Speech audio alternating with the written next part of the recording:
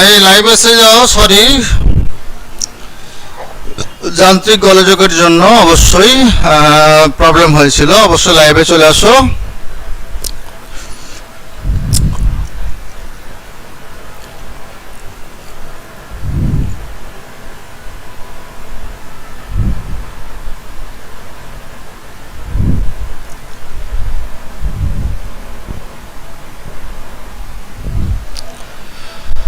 তাহলে আমরা কুইক লাইভে চলে আসছি। আমরা তিস্তার উপনদী দেখে নেই, যেটা আলোচনা করতে করতে নেটওয়ার্ক ডিস্টার্বের জন্য আমরা কানেক্ট হতে পারিনি। তাহলে বড় রঙ্গিত ভেরি ইম্পর্টেন্ট, মনে রাখতে হবে অবশ্যই। বড় রঙ্গিত, ছোট রঙ্গিত, রামাম, সেবক, খোলা। নেপালি ভাষায় খোলা শব্দের অর্থ হচ্ছে তোমার, নেপালি ভাষায় খোলা শব্দের অর্থ মানে হচ্ছে নদী। এছাড়া রিলি খোলা, লিস, গিস, চিল প্রভৃতি হচ্ছে তিস্তার উপনদী। আর তিস্তার সবচেয়ে বড় উপনদী হচ্ছে রঙ্গিত, এটা অবশ্যই মনে রাখতে হবে।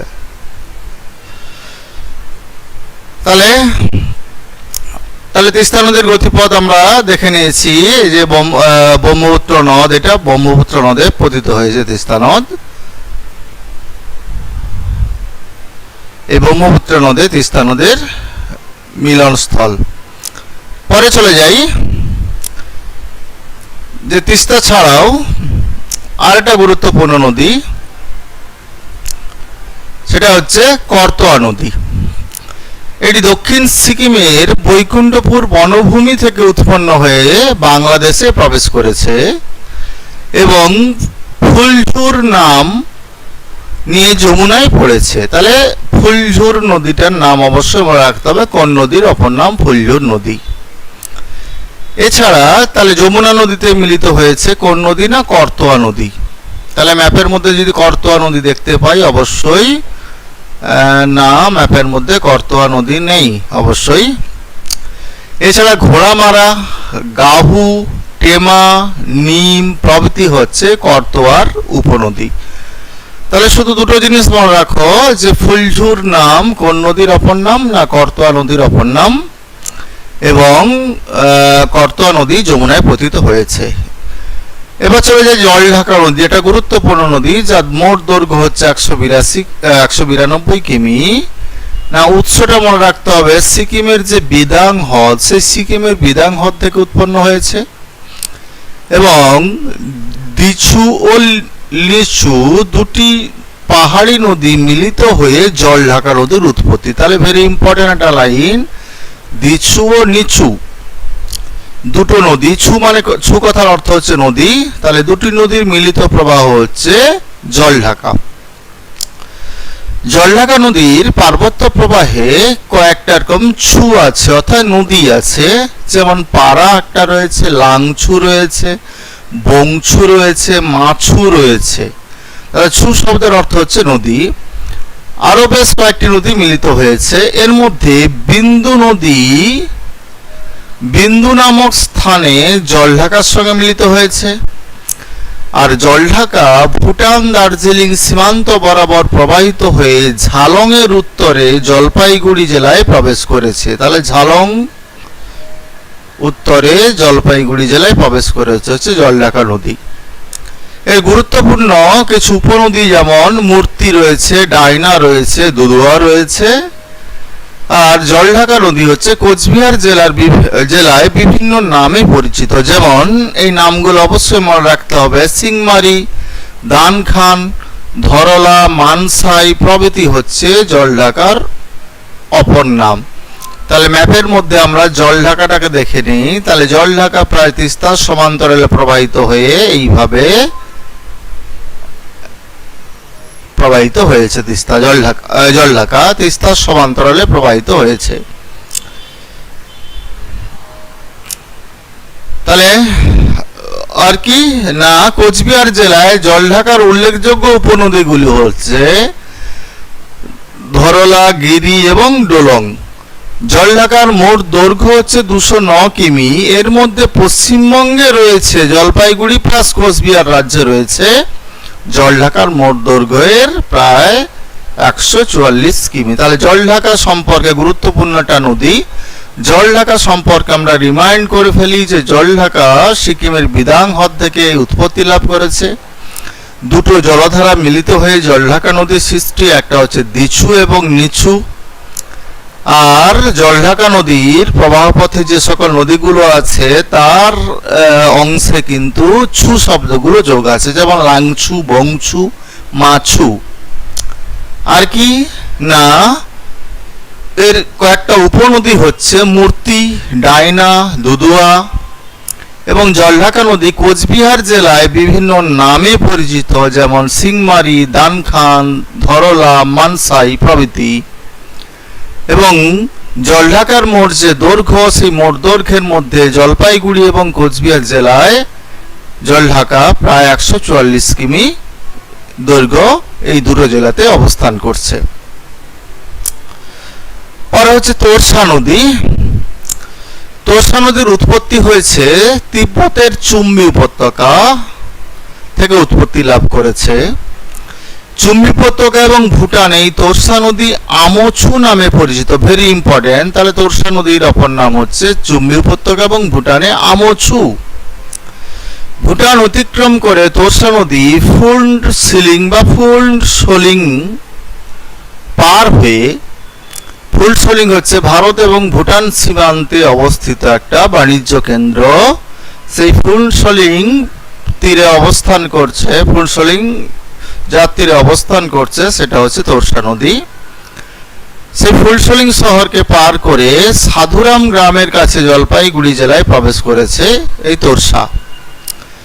এরপর দলগাঁও, মাদারিঘাট, শিলবাড়ি হয়ে লাফাবাড়ির কাছে তোরসা কোচবিহার জেলায় প্রবেশ করে মোগলাহাটের কাছে বাংলাদেশে প্রবেশ করেছে। তোরসার প্রধান উপনদী হল হলং, নালঙ্গি, সুনজাই, কালা তোরসা প্রভৃতি। এগুলো হচ্ছে তোরসার প্রধান উপনদী। আর এর প্রধান শাখা নদী হচ্ছে চর তোরসা, সিলি তোরসা, বুড়া তোরসা প্রভৃতি হচ্ছে এর শাখা নদীগুলো। তোরসার দৈর্ঘ্য প্রায় 295 কিমি। পশ্চিমবঙ্গে এর দৈর্ঘ্য মাত্র হচ্ছে 99 কিমি। তাহলে তোরসা নদীর আমরা দেখে নেই। ম্যাপের মধ্যে দেখতে পাচ্ছি তোরসা নদী এইভাবে প্রবাহিত হয়ে একদম বাংলাদেশে প্রবেশ করেছে। তাহলে তোরসা নদী সম্পর্কে আরেকবার রিমাইন্ড করে নেই আমরা। তোরসা নদীর উৎপত্তি হচ্ছে তিব্বতের চুম্বি উপত্যকা। সেই চুম্বি উপত্যকা এবং ভুটানে তোরসা যে নামে পরিচিত তাকে বলা হচ্ছে আমছু নদী। ভুটান অতিক্রম করে তোরসার তীরে অবস্থান করছে ফুলসোলিং। সেই ফুলসোলিং যেটা ভারত এবং ভুটান সীমান্তে বিখ্যাত বাণিজ্য কেন্দ্র। তারপর তোরসা জলপাইগুড়ি এবং কোচবিহার জেলায় প্রবেশ করে অবশেষে বাংলাদেশে প্রবেশ করেছে। তোরসার প্রধান উপনদী হচ্ছে হলং, নালঙ্গি, সুনজাই, কালা তোরসা।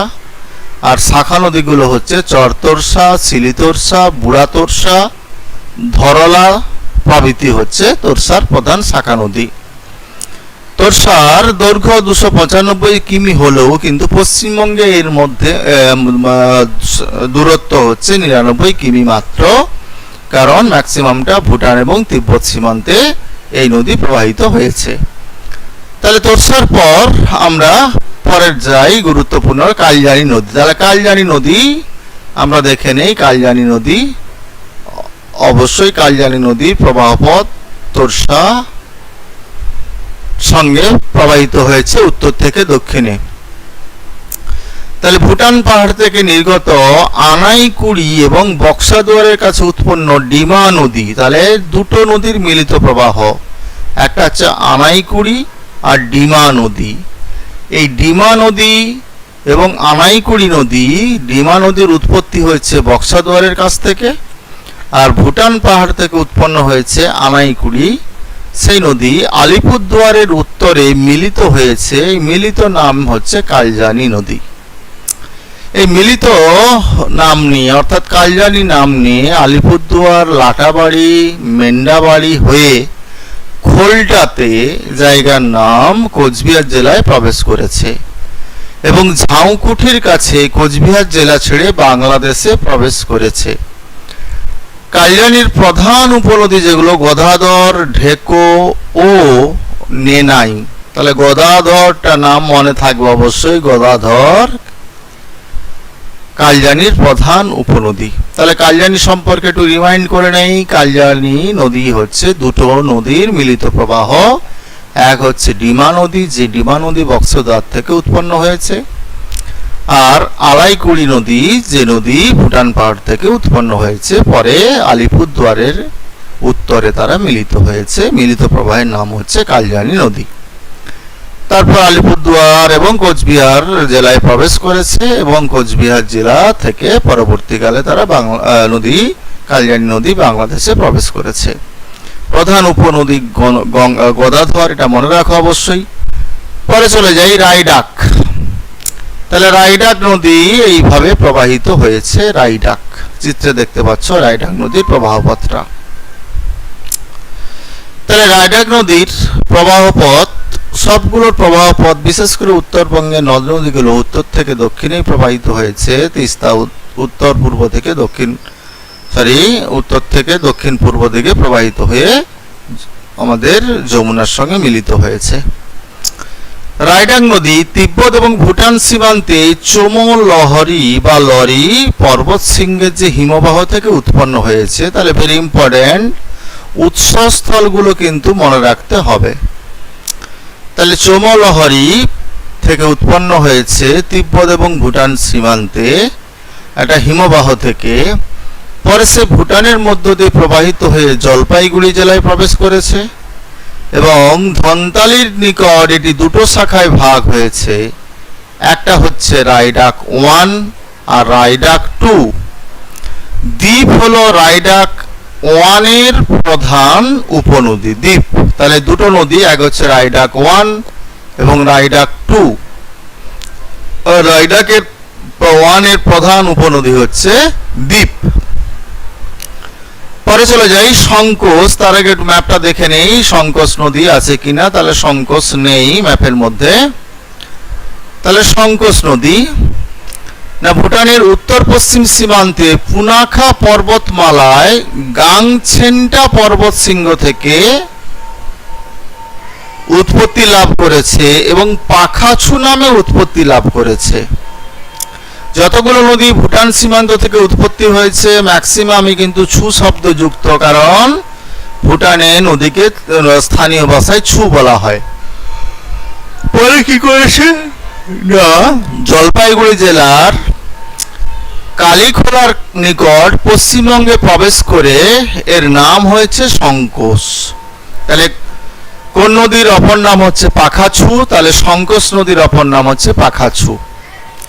এরপর সংকোচ নদী পশ্চিমবঙ্গ এবং আসামের সীমানা বরাবর প্রবাহিত হয়ে কোচবিহার জেলায় প্রবেশ করেছে।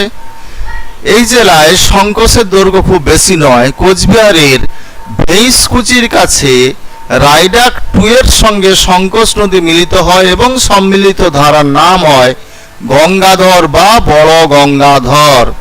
তাকে কোন কোন নদীর মিলিত প্রবাহের নাম হচ্ছে গঙ্গাধর বা বড় গঙ্গাধর? তাহলে তোমার সংকোচ নদী এবং রায়ডাক 2 নদীর মিলিত প্রবাহের নাম হচ্ছে গঙ্গাধর বা বড় গঙ্গাধর। পরে এই নদী বাংলাদেশে প্রবেশ করেছে। তাহলে এই গেল আমাদের দার্জিলিং, জলপাইগুড়ি, আলিপুরদুয়ারের মধ্য দিয়ে প্রবাহিত নদ নদীগুলো, উত্তরবঙ্গের নদ নদীর একটা পার্ট। সেকেন্ড হচ্ছে উত্তর দিনাজপুর, দক্ষিণ দিনাজপুর এবং মালদা জেলার উপর দিয়ে প্রবাহিত কয়েকটা নদ নদী। যে নদীগুলো প্রবাহিত হয়েছে তার মধ্যে মহানন্দা এবং তার উপনদী সমূহ প্রধান। তাহলে মহানন্দা নদী, যা মহানন্দা ভেরি ইম্পর্টেন্ট, 370 কিমি যার দৈর্ঘ্য। দার্জিলিং হিমালয়ের আমরা মহানন্দা নদীটাকে একটু দেখে নেই। মহানন্দা অর্থাৎ এই হচ্ছে মহানন্দা রিভার। দার্জিলিং হিমালয় পার্বত্য থেকে উৎপন্ন হয়েছে, এইভাবে উৎপন্ন হয়ে উত্তর দিনাজপুর জেলার মধ্য দিয়ে মালদহে প্রবেশ করেছে। এর উপনদী কালিন্দী হচ্ছে এর উপনদী, কালিন্দীর সঙ্গে মিলিত হয়েছে।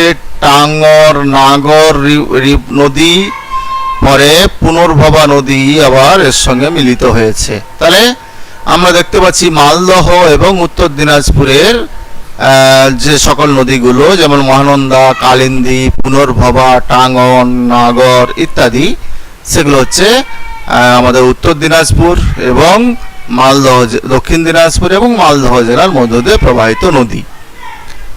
তাহলে আমরা সেই নদীগুলো সম্পর্কে একটু জানবো। যে মহানন্দা প্রবাহিত হয়েছে, তা মহানন্দা প্রবাহে মহানন্দা নামে পরিচিত। বিশেষ করে দার্জিলিং হিমালয়ের পশ্চিমাংশ দিয়ে মহানন্দার উৎপত্তি হয়েছে এবং মহানন্দা সমভূমি প্রবাহে মহানন্দা নামে পরিচিত। পশ্চিমবঙ্গের মধ্যে প্রবাহের দৈর্ঘ্য অনুসারে এটাই উত্তরবঙ্গের দীর্ঘতম নদী। মহানন্দার, তাহলে উত্তরবঙ্গের প্রবাহের দৈর্ঘ্য অনুযায়ী কিন্তু মহানন্দা দীর্ঘতম নদী।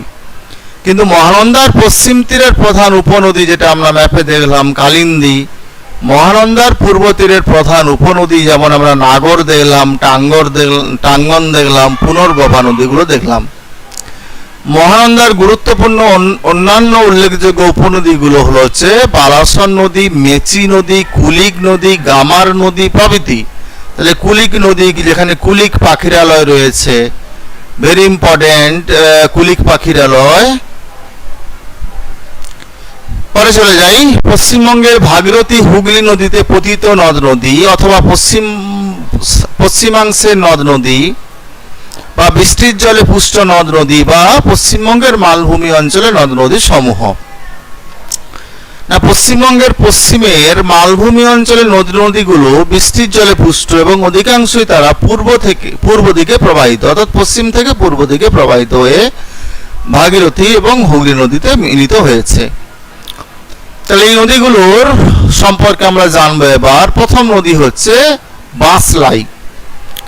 না, বাঁশলাই হচ্ছে ঝাড়খণ্ডের রাজমহল এলাকার বাঁশ পাহাড় থেকে উৎপন্ন হয়েছে এবং উৎপন্ন হয়ে পূর্ব দিকে প্রবাহিত হয়ে বীরভূম জেলার রামপুরহাট মহকুমার মহেশপুর স্টেশনের কাছে পশ্চিমবঙ্গে প্রবেশ করেছে। পরে মুরারইট স্টেশনের উত্তর দিক দিয়ে রেল লাইন পেরিয়ে মুর্শিদাবাদ জেলার মধ্য দিয়ে প্রবাহিত হয়ে জঙ্গিপুরের উত্তরে ভাগীরথীতে মিলিত হয়েছে। এর প্রধান উপনদী হচ্ছে ভেরি ইম্পর্টেন্ট তোরসা, কারজোর, শুকরা, ইকরি প্রভৃতি হচ্ছে এর প্রধান উপনদী।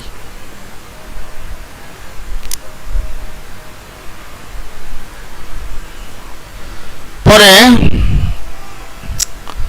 তাহলে উৎসটা মনে রাখতে হবে এবং উপনদীগুলো কিছুটা মনে রাখতে হবে, একটা নদীর গতিপথ যদি বর্ণনা করতে হয়। 2 নম্বর যে পাগলা নদী।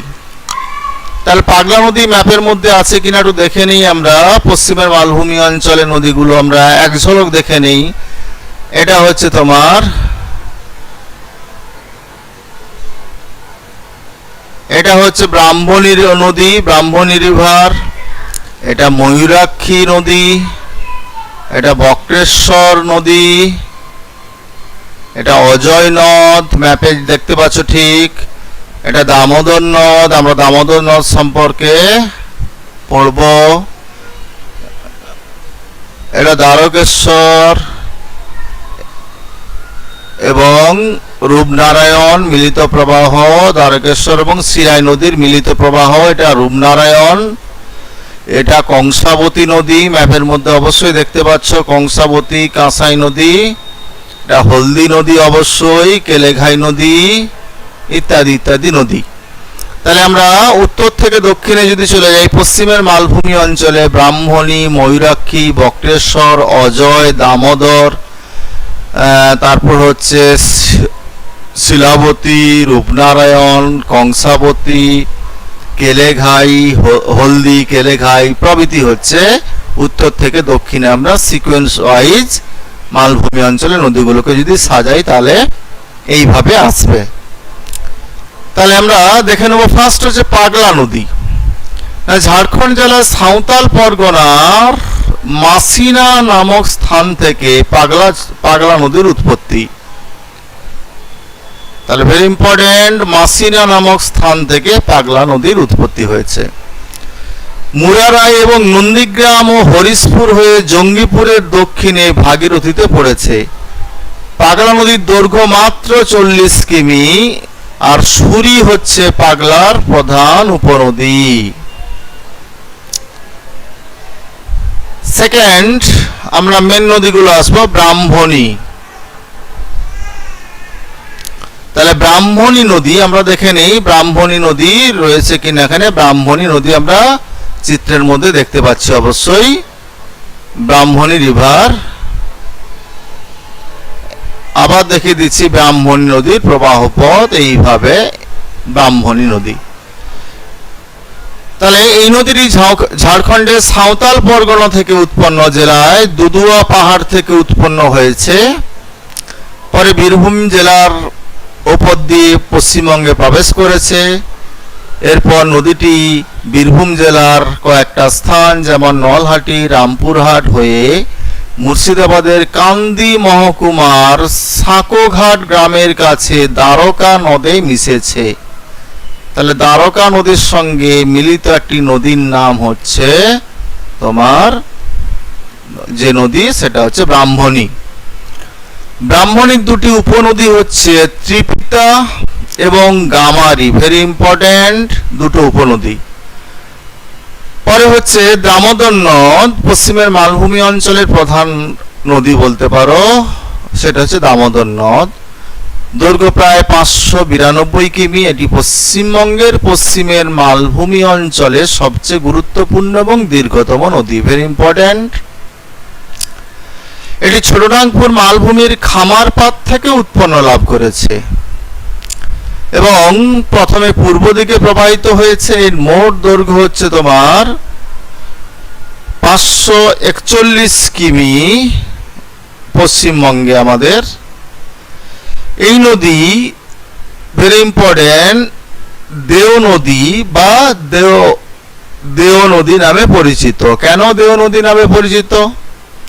না, এই নদী রাঁচি, হাজারিবাগ, ধানবাদ এবং সাঁওতাল পরগনার মধ্য দিয়ে প্রবাহিত হয়ে মধুগুন্ডার কাছে পশ্চিমবঙ্গের পুরুলিয়া জেলায় প্রবেশ করেছে। এই জেলার উত্তর অংশ দিয়ে পূর্ব দিকে প্রবাহিত হয়ে দিশেরগড় কয়লা খনির নিকট বর্ধমান জেলায় প্রবেশ করেছে এই নদী। এরপর বাঁকুড়া এবং বর্ধমান জেলার সীমানা বরাবর প্রবাহিত হয়েছে। তাহলে বাঁকুড়া এবং বর্ধমান জেলার সীমানা বরাবর প্রবাহিত হয়েছে। তাহলে কোশ্চেনটা এইভাবে পড়তে পারে, কোন নদী বাঁকুড়া এবং বর্ধমান জেলার সীমানা বরাবর প্রবাহিত হয়েছে? প্রবাহিত হয়ে শক্তিগড়ের কাছে চাঁচাই গ্রামে পৌঁছে বর্ধমান জেলা ত্যাগ করে হুগলি এবং হাওড়া জেলায় প্রবেশ করেছে। সবশেষে হাওড়া জেলার গড়চুমুক গ্রাম পেরিয়ে শিবগঞ্জ গ্রামের নিকট দামোদর হুগলি নদীতে পতিত হয়েছে। তাহলে দামোদরের মোহনা হচ্ছে হুগলি নদী। এর প্রধান উপনদীগুলোর নাম অবশ্যই মনে রাখতে হবে। 1 নম্বর হচ্ছে তোমার আয়ার, বোকারো, কোনার, বরাকর হচ্ছে দামোদরের উপনদী, ভেরি ইম্পর্টেন্ট।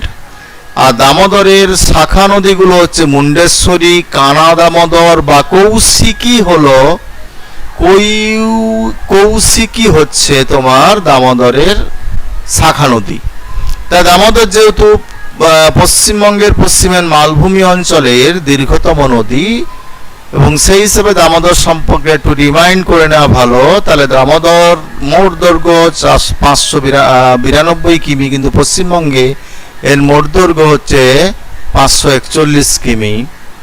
আর এই ছোটনাগপুর মালভূমির খামারপাত থেকে এই নদীর সৃষ্টি হয়েছে। একে স্থানীয় ভাষায় দেও নদী বলা হয়। আর পুরুলিয়ার মধ্য দিয়ে প্রবাহিত হয়েছে এবং বর্ধমান এবং বাঁকুড়া জেলার সীমানা বরাবর এই নদী প্রবাহিত হয়েছে। আর কি হয়েছে না, হুগলি নদীতে মিলিত হয়েছে। দামোদরের প্রধান উপনদী হচ্ছে আয়ার, বোকারো, কোনার, বরাকর, এগুলো হচ্ছে দামোদরের প্রধান উপনদী। আর মুন্ডেশ্বরী ও কানা দামোদর বা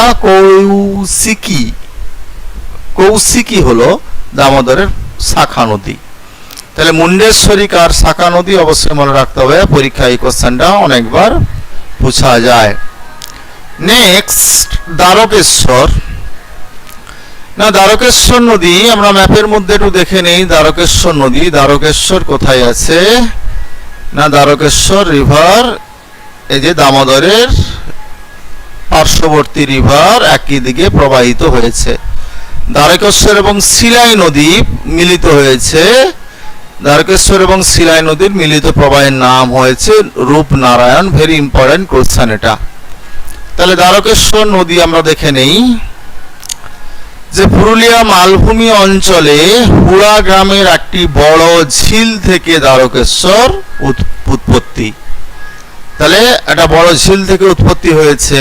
তারপর নদীটি বাঁকুড়া, বিষ্ণুপুর এবং আরামবাগ হয়ে পশ্চিম মেদিনীপুর জেলায় ঘাটালের কাছে শিলাবতীর সঙ্গে মিলিত হয়েছে।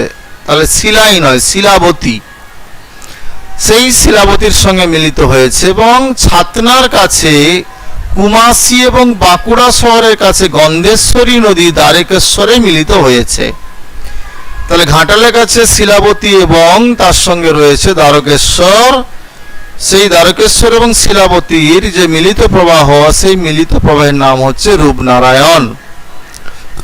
এর প্রধান উপনদী হচ্ছে তাহলে গন্ধেশ্বরী, কুমাসী, বিড়াই, আড়কুসা, হেরিংপুর প্রভৃতি হচ্ছে দ্বারকেশ্বরের প্রধান উপনদী।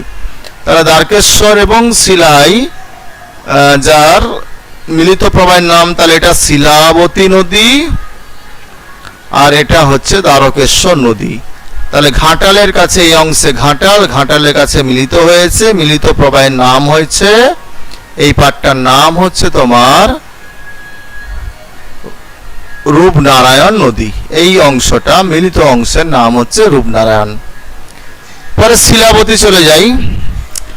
শিলাবতী হচ্ছে পুরুলিয়া জেলার পুঞ্চতা শহরের কাছ থেকে উৎপন্ন হয়ে শিলাবতী বা শিলাই নদী বনভূমির মধ্য দিয়ে প্রবাহিত হয়ে দক্ষিণ পূর্ব দিকে বেঁকে ইন্দোপুর, খাতড়া এবং শিমলিপাল হয়ে পশ্চিম মেদিনীপুরে প্রবেশ করেছে। তাহলে শিমলিপালের উপর দিয়ে কোন নদী প্রবাহিত হয়েছে? শিলাবতী। খাতড়ার উপর দিয়ে কোন নদী প্রবাহিত হয়েছে? শিলাবতী। ঘাটালের কাছে শিলাবতী দ্বারকেশ্বরে মিলিত হয়েছে। জয়পান্ডা, পুরন্দর, তমাল, পারাং নদী, ভেরি ইম্পর্টেন্ট, পারাং নদী হলো শিলাবতীর উপনদী। তাহলে শিলাবতীর উপনদীর নাম হচ্ছে, একটা মনে রাখো, পারাং। আর শিলাবতী যে যে স্থানের উপর দিয়ে প্রবাহিত হয়েছে, খাতড়া, শিমলিপাল এবং ঘাটালের কাছে শিলাবতী এবং দ্বারকেশ্বর মিলিত হয়েছে। আর মিলিত প্রবাহের নাম হয়েছে রূপনারায়ণ। গুরুত্বপূর্ণ উপনদীগুলোর মধ্যে হচ্ছে পারাং অন্যতম। পরে রূপনারায়ণ, শিলাবতী এবং দ্বারকেশ্বরের মিলিত প্রবাহের নাম হচ্ছে রূপনারায়ণ। অবশ্যই পশ্চিম মেদিনীপুর জেলার ঘাটালে শিলাবতী এবং দ্বারকেশ্বর মিলিত হয়েছে। তাহলে কোথায় মিলিত হয়েছে? পশ্চিম মেদিনীপুরের ঘাটালে। এরপর নদীটি দক্ষিণ পূর্বে প্রবাহিত হয়ে কোলাঘাট ছাড়িয়ে গেঁওখালী এবং গাদিয়াড়িয়ার কাছে হুগলি নদীতে মিলিত হয়েছে। তাহলে গেঁওখালী এবং গাদিয়াড়া দুটো জায়গার নাম মনে রাখতে হবে। কোলাঘাট পেরিয়ে গেঁওখালী এবং গাদিয়াড়ার কাছে রূপনারায়ণ নদী হুগলি নদীর সঙ্গে মিলিত হয়েছে। তাহলে কোশ্চেন পুছে যায় এইভাবে যে গেঁওখালী এবং গাদিয়াড়ার কাছে কোন নদী মিলিত হয়েছে, বা রূপনারায়ণ নদী কোন স্থানে হুগলি নদীর সঙ্গে মিলিত হয়েছে। পরে আমাদের শহরের পাশ দিয়ে প্রবাহিত নদী কংসাবতী, 336 কিমি। কংসাবতীকে স্থানীয় ভাষায় বলা হয় কসাই। তাহলে কসাই সে থেকেই কিন্তু কাঁসাই নামটা হয়েছে। কসাই এবং কালিয়াঘাই বা কেলেঘাইয়ের মিলিত প্রবাহ হলদি নদী নাম নিয়ে হুগলি নদীতে মিলিত হয়েছে। Very important question. কাঁসাই নদী এবং কেলেঘাই নদীর মিলিত প্রবাহের নাম হচ্ছে কাঁসাই কেলেঘাই, দুটোই ক দিয়ে কিন্তু। কাঁসাই কেলেঘাই নদীর মিলিত প্রবাহের নাম হচ্ছে হলদি নদী এবং ওই মিলিত প্রবাহ হলদি নদী নাম নিয়ে হুগলি নদীতে পতিত হয়েছে। পরে সুবর্ণরেখা নদী, যে সুবর্ণরেখা নদী ছোটনাগপুর মালভূমি থেকে উৎপন্ন হয়েছে আর এই পশ্চিমবঙ্গে সামান্য প্রবাহিত হয়ে উড়িষ্যার মধ্য দিয়ে প্রবাহিত হয়ে অবশেষে বঙ্গোপসাগরে পড়েছে। তাহলে আমাদের পশ্চিমের মালভূমি অঞ্চলের একমাত্র নদী যে কিনা সরাসরি বঙ্গোপসাগরে পতিত হয়েছে, যে তালসারির কাছে যে মোহনা আছে, দীঘার যে তালসারি, সেই মোহনা হচ্ছে এই সুবর্ণরেখা নদীর মোহনা। তাই ওড়িশার মধ্য দিয়ে প্রবাহিত হয়েছে, ওড়িশা এবং পশ্চিমবঙ্গের বর্ডার বরাবর প্রবাহিত হয়েছে। পরে পশ্চিমবঙ্গের পশ্চিমের মালভূমি অঞ্চলের এই নদীগুলোর প্রধান বৈশিষ্ট্য কি না, অধিকাংশ নদী হচ্ছে ছোটনাগপুর মালভূমি থেকে সৃষ্টি হয়েছে। অবশ্যই নদীগুলি বৃষ্টির জলে পুষ্ট বলে চিরপ্রবাহী নয়, আর নদীগুলি বন্যা প্রবণ, বিশেষ করে বর্ষাকালে যখন অতিরিক্ত জল নদীতে এসে পড়ে তখন প্রবল বন্যা দেখা যায় নদীগুলোতে। নদীগুলো হচ্ছে পূর্ববাহী নদী, ম্যাক্সিমাম নদী পশ্চিম থেকে পূর্বে প্রবাহিত হয়েছে। আর নদীগুলি খরস্রোতা বলে জলবিদ্যুৎ উৎপাদন করা সম্ভব। তাহলে আমরা পরের নদী যাই। পশ্চিমবঙ্গে গঙ্গা নদীর গতিপথ এবং গঙ্গা ভাগীরথীর যে শাখা নদীগুলো রয়েছে সেই শাখা নদীগুলোর সংক্ষিপ্ত আমরা পরিচয় জানার চেষ্টা করি। তাহলে গঙ্গা নদী পশ্চিমবঙ্গের প্রায় মধ্যভাগে মালদা মুর্শিদাবাদ জেলার সীমানা বরাবর গঙ্গা নদী কিন্তু প্রবাহিত হয়েছে।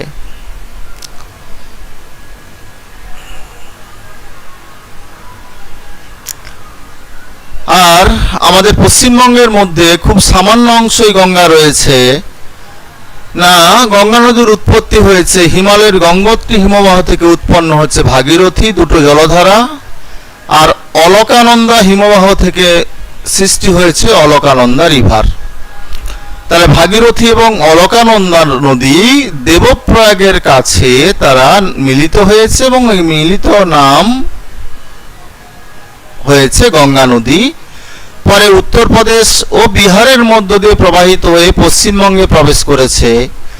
মুর্শিদাবাদ জেলার গিরিয়ার নিকট এই নদী দুটি ভাগে বিভক্ত হয়েছে, বা মুর্শিদাবাদের ধুলিয়ানের নিকট এই নদী দুটো ভাগে বিভক্ত হয়েছে। প্রধান ভাগটি পদ্মা নামে পূর্ব দিকে বাংলাদেশে প্রবেশ করেছে, আর অপর ভাগটি ভাগীরথী নামে দক্ষিণ দিকে প্রবাহিত হয়ে সাগর দ্বীপের নিকট বঙ্গোপসাগরে পতিত হয়েছে। আমরা ম্যাপ যদি থাকে আমরা দেখে নেই যে ম্যাপে কি বলা আছে। তাহলে আমরা ম্যাপে একটু দেখে নেই যে গঙ্গা নদীর প্রবাহ পথ। তাহলে এই হচ্ছে গঙ্গা নদী। এই গঙ্গা নদী পশ্চিমবঙ্গের মধ্য দিয়ে আমাদের মেন শাখা চলে গেছে, প্রবাহিত হয়েছে বাংলাদেশে এইভাবে, আর সংকীর্ণ শাখাটা প্রবাহিত হয়েছে আমাদের ভাগীরথী হুগলি নাম নিয়ে। প্রথমে ভাগীরথী, পরে হুগলি জেলার উপর দিয়ে প্রবাহিত হয়ে হুগলি নাম নিয়ে একেবারে বঙ্গোপসাগরে পতিত হয়েছে। তাহলে মেন জলধারাটা চলে গেছে পদ্মা নাম নিয়ে বাংলাদেশে। পরে চলে যাই যে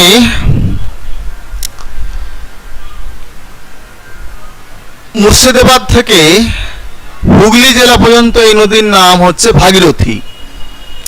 হুগলি জেলা থেকে মোহনা পর্যন্ত এই নদীর নাম হচ্ছে হুগলি নদী। তাহলে গঙ্গার এবং ভাগীরথীর যে শাখা নদী সমূহ, সেই শাখা নদী সমূহ সম্পর্কে একটু আমরা জেনে নেই। 1 নম্বর শাখা নদী হচ্ছে জলঙ্গি। জলঙ্গি নদীকে খড়ে, খড়িয়া এই নামে অভিহিত করা হয়। না, পদ্মা থেকে জলঙ্গি নদীর উৎপত্তি ঘটেছে। এটি গঙ্গা পদ্মার শাখা নদী। উৎস থেকে ভাগীরথীর সঙ্গে মিলিত হওয়া পর্যন্ত নদীর দৈর্ঘ্য 215 কিমি। জলঙ্গি গ্রাম থেকে এই নদী উৎপত্তি লাভ করে মুর্শিদাবাদ জেলায় প্রবেশ করেছে। এরপর নদিয়া জেলার নাকাশিপাড়া, তেহট্ট, শিবপুর, কৃষ্ণনগর হয়ে পশ্চিমে বেঁকে মায়াপুরের নিকট ভাগীরথীতে মিলিত হয়েছে। তাহলে মায়াপুরের কাছে কোন নদী ভাগীরথী নদীর সঙ্গে মিলিত হয়েছে? সেটা হচ্ছে জলঙ্গি, এটা মনে রাখতে হবে। এবং গঙ্গা ও পদ্মার শাখা নদী হচ্ছে জলঙ্গি। এরপর হচ্ছে মাথাভাঙা, চূর্ণী, ইচ্ছামতি। মাথাভাঙা নদীটির উৎপত্তি জলঙ্গির উৎসস্থল 15 কিমি দক্ষিণ পূর্বে পদ্মা থেকে। উৎপত্তি স্থল থেকে বেরিয়ে মাত্র 10 কিমি পথ পেরিয়ে বাংলাদেশে প্রবেশ করেছে নদীটি। বাংলাদেশে নদীটি দুটি শাখায় ভাগ হয়েছে। এর একটি শাখা নদীয়ার মাঝদিয়ায় প্রবেশ করে আবার দুভাগ হয়েছে। এর একটি হলো চুন্নি আর অপরটি হলো ইচ্ছামতি। তাহলে চুন্নি এবং ইচ্ছামতি কোন দুটো নদীর শাখা? তাহলে চুন্নি এবং ইচ্ছামতি হচ্ছে মাথাভাঙা নদীর দুটি শাখা। চুন্নি নদিয়া জেলাতে প্রবাহিত হয়েছে। এটি শিবনিবাস, হাঁসখালী, বীরনগর ও অবশেষে রানাঘাটে এসে চাকদহের কাছে নৌড়নগরে ভাগীরথীতে পতিত হয়েছে। আর ইচ্ছামতি নদীটি মাঝদিয়ার কাছে উৎপত্তি লাভ করে বনগাঁ, বিশেষ করে বেরিগোপালপুর, তেঁতুলিয়া, বসিরহাট, টাকি এই জায়গাগুলোর নাম তোমরা শুনেছ, হাসনাবাদ হয়ে অবশেষে বঙ্গোপসাগরে পতিত হয়েছে। যমুনা, কোদালিয়া, নাওভাঙা প্রভৃতি হচ্ছে ইচ্ছামতির প্রধান উপনদী। উপনদীগুলো অবশ্যই দু একটা মনে রাখতে হবে। পরে হচ্ছে নদী ভৈরব। এটির উৎপত্তি স্থল হচ্ছে আখিরিগঞ্জ। নদীটি মুর্শিদাবাদ জেলা পেরিয়ে নদিয়া জেলায় আধারকোট, করিমুখর, মুরুটিয়া হয়ে বাংলাদেশে প্রবেশ করেছে। শুধু আখিরিগঞ্জটা মনে রাখো, আর কিছু মনে রাখার দরকার নেই। বিদ্যাধরী নদিয়া জেলার হরিণঘাটা থানার যমুনা নদী থেকে বেরিয়ে 72 কিমি পথ অতিক্রম করে হাবড়া, দেগঙ্গা, হাড়োয়া, বারুইপুর, ক্যানিং থানার মধ্য দিয়ে অবশেষে মাতলায় পড়েছে। তাহলে কোন নদী মাতলার সঙ্গে মিলিত হয়েছে? সেটা হচ্ছে বিদ্যাধরী। এটা মনে রাখো। পিয়ালি বিদ্যাধরীর একটি শাখা নদী। Very important question. পিয়ালি সোনারপুরের উত্তরে পিয়ালি গ্রামের নিকট বিদ্যাধরী থেকে বেরিয়ে 63 কিমি পথ পেরিয়ে মাতলায় গিয়ে পড়েছে। তাহলে যাই হোক, এখান থেকে যেটা মনে রাখতে হবে, বিদ্যাধরী থেকে না, বিদ্যাধরীর মোহনা হচ্ছে মাতলা আর পিয়ালি হচ্ছে বিদ্যাধরীর একটি শাখা নদী।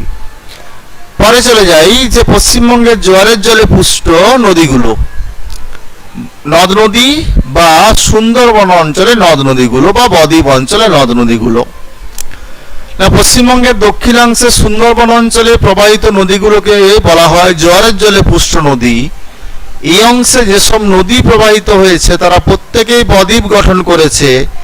এই অঞ্চলে নদীগুলোকে তাই সক্রিয় বদ্বীপ অঞ্চলে নদীও বলা হয়। তাহলে কোশ্চেন ঘুরেও পড়তে পারে, সক্রিয় বদ্বীপ অঞ্চলে নদ নদীগুলোর বর্ণনা দাও। এখানকার নদীগুলো হচ্ছে পূর্বে উৎসের সঙ্গে যুক্ত থাকলেও বর্তমানে কিন্তু এরা উৎস থেকে বিচ্ছিন্ন হয়ে সমুদ্রের জলবাহী খাঁড়িতে পরিণত হয়েছে। পশ্চিমবঙ্গের জোয়ারের জলে পুষ্ট নদীগুলোর মধ্যে যেগুলো রয়েছে সুন্দরবন অঞ্চলে নদী, সপ্তমুখী রয়েছে পিয়ালি, মাতলা, ঠাকুরান, গোসাবা, বিদ্যাধরী, রায়মঙ্গল, হাড়িয়াভাঙা, কালিন্দী, ঝিল্লা প্রভৃতি। এরা খাল দ্বারা হচ্ছে পরস্পরের সঙ্গে যুক্ত। আর এদের মোহনা যেহেতু খাঁড়ি সৃষ্টি হয়েছে তাই বেশ চওড়া হয়। যেমন হুগলি নদীর মোহনা প্রায় 20 কিমি, মাতলা নদীর মোহনা প্রায় 15 কিমি চওড়া। জোয়ারের সময় নদীগুলির আয়তন বেড়ে গেলেও ভাটার সময় কিন্তু নদীগুলি প্রায় শুকিয়ে যায়। তবে নদীগুলিতে সারা বছর জল থাকে বলে নদীগুলিকে চিরপ্রবাহী বলা হয়। এখানকার নদীগুলিতে অসংখ্য খাঁড়ি সৃষ্টি হয় এবং খাঁড়ি সৃষ্টি হওয়ার মূলে রয়েছে ফানেল আকৃতির নদী মোহনা। প্রধান বৈশিষ্ট্য আমরা দেখে নেই যে প্রতিটি নদী হচ্ছে দক্ষিণ দিকে প্রবাহিত হয়ে বঙ্গোপসাগরে পতিত হয়েছে অবশ্যই। প্রতিটি নদী হচ্ছে জোয়ারের জলে পুষ্ট অবশ্যই। প্রতিটি নদী হচ্ছে একে অপরের সঙ্গে খাল দ্বারা যুক্ত। প্রতিটি নদী হচ্ছে নৌ চলাচল যুক্ত। নদীগুলির বদ্বীপ গঠনের কাজ এখনো চলছে অবশ্যই। নদীগুলি উত্তর থেকে দক্ষিণে প্রবাহিত হয়েছে। অতীতে এই অঞ্চলের নদীগুলির সঙ্গে ভাগীরথী, হুগলি নদীর সংযোগ থাকলেও বর্তমানে এই সব সংযোগ কিন্তু বিচ্ছিন্ন হয়ে গিয়েছে। জোয়ারের সময় এইসব নদীগুলিতে জলের পরিমাণ খুব বেড়ে গেলেও ভাটার সময় কিন্তু নদীগুলো প্রায় শুকিয়ে যায়। তবে প্রায় সারা বছরই নদীগুলিতে জল থাকে বলে এদের চিরপ্রবাহী বা নিত্যবহ নদী বলা যায়। এখানকার নদীগুলো অসংখ্য খাড়ি সৃষ্টি করে সমুদ্রে মিলিত হয়েছে। ফানেল আকৃতির নদী মোহনাকে বলা হচ্ছে খাড়ি। তাই সুন্দরবন অঞ্চলের নদীগুলোতে অসংখ্য খাড়ি লক্ষ্য করা যায়। বর্ষাকালে প্রবল জোয়ার বা বানের প্রভাবে সুন্দরবন অঞ্চলের নদীগুলিতে প্রবল বন্যার সৃষ্টি হয়।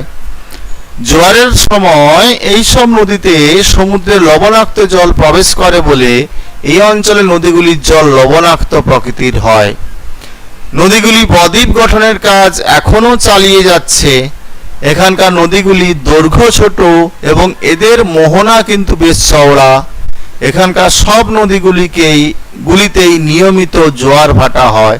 তাহলে এতগুলো বৈশিষ্ট্য হচ্ছে সুন্দরবন অঞ্চলের নদ নদী সম্পর্কে যদি বলে, তাহলে অবশ্যই বৈশিষ্ট্য সহ নদীগুলোর নাম অবশ্যই লিখতে হবে। তাহলে আজকের মতো এখানে শেষ। তোমরা কিন্তু লাইভ ক্লাস করছো না, আমি কিন্তু হিসেব নিকেশ বুঝে নেব। লাইভ ক্লাস করছো না কেন, সেটাই প্রধান প্রশ্ন। আজকের মতো ক্লাস তাহলে এখানে শেষ। যদি পিডিএফ নিতে হয় অবশ্যই হোয়াটসঅ্যাপ নম্বর আমার 83203205